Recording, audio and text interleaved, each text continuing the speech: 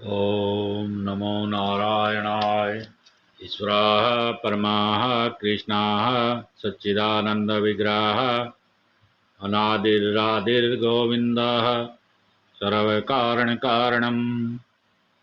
भगवान श्री कृष्ण ने गीता के अध्याय 3 में अर्जुन को उसके मोह से मुक्ति देने के लिए अर्जुन को संसार के शोक सागर से उबारने के उद्देश्य से आत्मा का विस्तृत वर्णन किया और प्रभु भक्ति के मार्ग को बताया।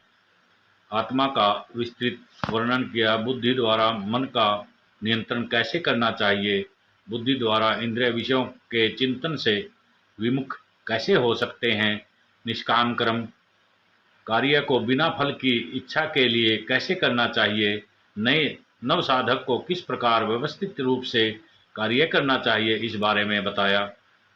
उन्होंने सारे विषयों का वर्णन किया, किंतु अर्जुन इतने सारे उपदेश के बावजूद यह नहीं समझ पाया कि भगवान भक्ति में मनुष्य एक जड़ रहकर ध्यान करे या सक्रिय जीवन जीते हुए प्रभु को प्राप्त कर सकता है।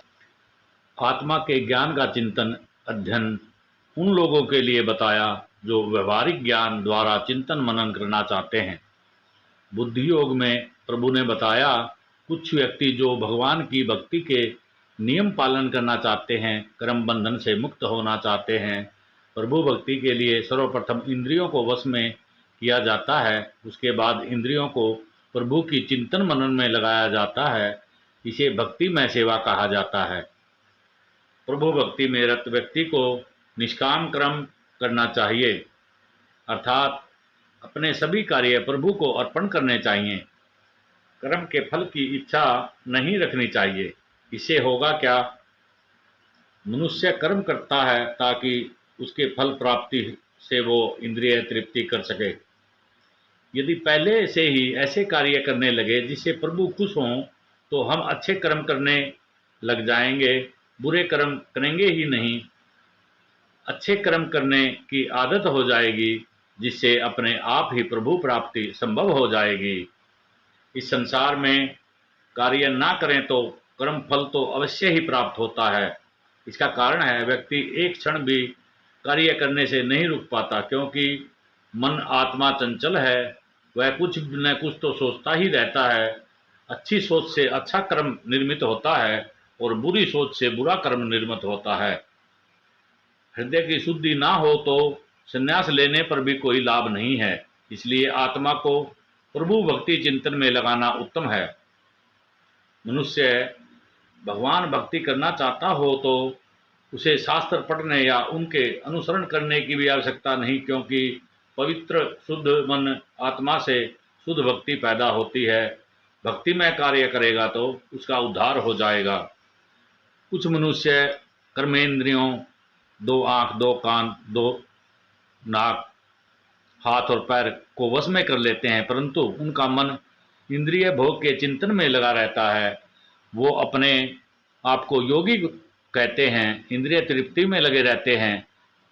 उनसे बड़ा धूर्त नहीं होता। कुछ मनुष्य प्रभु के प्रति निष्ठावान होते हैं। वे मन द्वारा कर्मेंद्रियों को वश में करने का प्रयत्न करते हैं, किसी भी इंद्रिय भोग आसक्ति में नहीं फंसते, सिर्फ प्रभु स्मरण का ध्यान रखते हैं। वे सबसे श्रेष्ठ भक्त हैं। इसलिए हे अर्जुन, अपने चिंतन से नियत कर्म करो, अर्थात जो तुम्हारा मूल कार्य है, रक्षा करना, ब्राह्मण का कार्य ब्रह्म को जानना, शिक्षा देना, और वैश्य का कार्य व्यापार करना, शूद्र का कार्य सेवा करना, उसे करो। उस कार्य को करते करते प्रभु भक्ति निष्ठा प्रेम भी करो, क्योंकि कार्य न करने की अपेक्षा कर्म करना अच्छा होता है। वृत्ति कार्य करते हुए नौकरी, शोध, व्यापार, कृषि, जो भी तुम कार्य करते हो, उसके साथ साथ प्रभु के लिए कार्य करते चलो। यहाँ श्री कृष्ण जी ने जीवन में भक्ति, प्रभु मिलन, अच्छे कार्य प्राप्त करने का मंत्र दिया, अर्थात तुम जो भी कार्य अपने परिवार, खुद के लिए करते हो, उसे करते रहो। साथ में अपने कार्य के फल की इच्छा छोड़ प्रभु के लिए कार्य करो। गृहस्थी में रहकर इंद्रिय भोग की मानसिकता का नियमानुसार त्याग करो। मन द्वारा इंद्रियों को वश में करो और उसे प्रभु की खुशी भक्ति में लगाओ। जो भी तुम्हारा नियत कर्तव्य है उसे शुद्ध भाव से करो। प्रभु की इच्छा है कि ऐसा सोच कर करो। हर कार्य को करते समय सोचो कि इस कार्य के करने से प्रभु खुश होंगे। इसे प्रभु ने गृहस्थी व्यक्तियों के लिए यज्ञ कहा है, अर्थात भगवान को प्रसन्न करने के लिए हम यज्ञ से सामग्री, आहुति, अन्न आदि डालते हैं जिससे प्रभु खुश होते हैं। यहाँ श्री कृष्ण जी ने कर्म कांड अग्नि वाला यज्ञ की बजाय कर्म यज्ञ, अच्छे कर्म करके ज्ञान यज्ञ, प्रभु में मन इंद्रियां लगाकर भक्ति करने को कहा है। हर कार्य प्रभु को खुश करने के लिए करें या उनकी प्रसन्नता के लिए करेंगे तो अपने आप ही शुद्ध श्रेष्ठ भक्ति में अच्छे हो जाएंगे। हे अर्जुन, जब सृष्टि का निर्माण हुआ, प्रभु ने समस्त मनुष्य, प्राणियों, देवी देवताओं को रचा तो मानव मात्र के लिए कहा, यदि अच्छे भक्ति में श्रेष्ठ कार्य करोगे तो भगवान के धाम के दर्शन करेंगे। तुम प्रभु के लिए कार्य करना चाहिए। अपना नियत कर्तव्य प्रभु इच्छा जानकर करेंगे तो यज्ञ जितना लाभ होगा।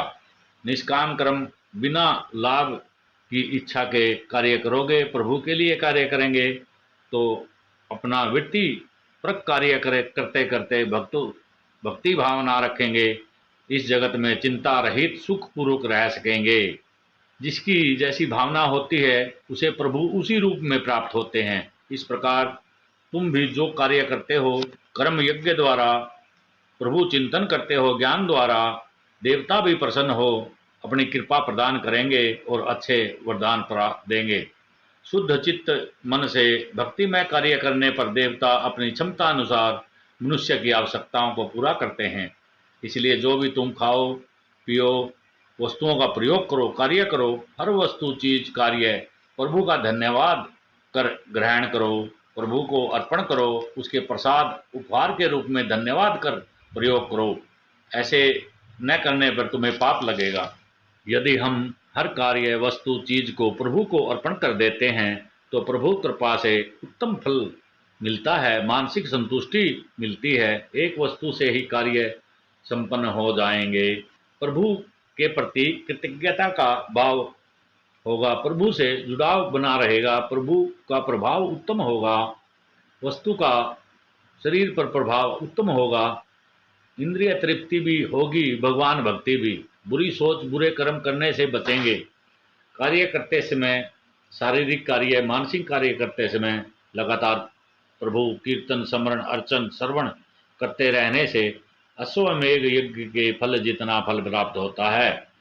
इस प्रकार हम बुरी संगति से दूर रह सकते हैं, पापमयी संगति के त्याग से सुखी रहेंगे, अद्भुत शक्ति प्राप्त होगी। हे अर्जुन, समस्त प्राणियों को जीवित रहने के लिए अन्न का उपयोग करते हैं जो वर्षा से उत्पन्न होता है और वर्षा प्रभु भक्ति में कार्य करने से आती है। अपने नियत कर्मों को निष्काम कर्म बिना लाभ इच्छा के मन इंद्रिय तृप्ति में ना लगाकर प्रभु भक्ति में लगाओ। नियत कर्तव्यों को दृढ़ता से प्रभु को अर्पण करो। मनुष्य के लिए यही श्रेष्ठ यज्ञ है। सब कार्य प्रभु को प्रसन्न करने के लिए करो। प्रत्येक इंद्री को प्रभु स्मरण में लगाते हुए अपने नियमित कार्य करो। वेदों में मनुष्य को कैसे, क्यों, किस प्रकार, किस लिए कर्म करना है बताया गया है। उसका पालन करना आवश्यक है। जो उनका पालन नहीं करता उसका जीवन तिरस्कृत व संकटपूर्ण रहता है। वह मानव शरीर प्रभु प्राप्ति के लिए बनाया गया है। नियत कार्य निष्काम भाव से इंद्रियों को वश में करके प्रभु को प्राप्त करने के लिए, उनकी प्रसन्नता भक्ति के लिए करता है, वह मनुष्य श्रेष्ठ कहलाता है। जो ऐसा नहीं करता वह पापमय जीवन जीता है, जो केवल इंद्रियों की तुष्टि के लिए व्यर्थ ही जीवित है। जो व्यक्ति भक्तिमय कार्य करते करते अपने मन आत्मा से प्रभु का आनंद लेता है, उसकी परमात्मा प्राप्ति निश्चित है। वह पूर्णतया संतुष्ट रहता है। वह भौतिक कार्यों में रुचि नहीं लेता, न ही सुरा सुंदरी तथा प्रलोभनों में उसे आनंद प्राप्त होता है। हे अर्जुन, कार्य के फल इच्छा त्याग कर जो भी व्यक्ति कार्य करता है उसे अपना कर्तव्य समझकर करता है तो उसे ब्रह्म की प्राप्ति निश्चित है।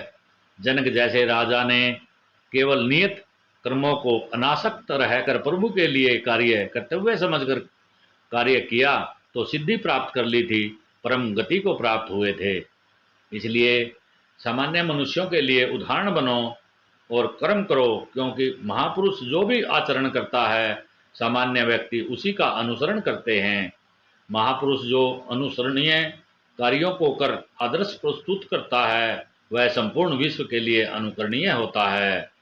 हे अर्जुन, तीनों लोकों में मेरे लिए कोई भी नियत कार्य नहीं है, न ही मुझे किसी वस्तु का अभाव है, न ही मुझे किसी वस्तु की आवश्यकता है, परंतु फिर भी मैं नियत कर्म करने में तत्पर रहता हूँ। मैं ऐसा कुछ भी नहीं करता जो वेद शास्त्र विरुद्ध हो।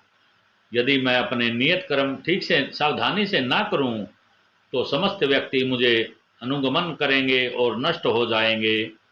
सभी वर्ण संकर जन समुदाय उत्पन्न हो जाएगा। समस्त प्राणियों की शक्ति समाप्त हो जाएगी। शांति की जगह अशांति हो जाएगी। इसलिए हे अर्जुन, बुद्धिमान विद्वान व्यक्तियों को अनासक्त रहकर कार्य करना चाहिए ताकि वे समाज को उचित मार्ग पर ले जा सकें।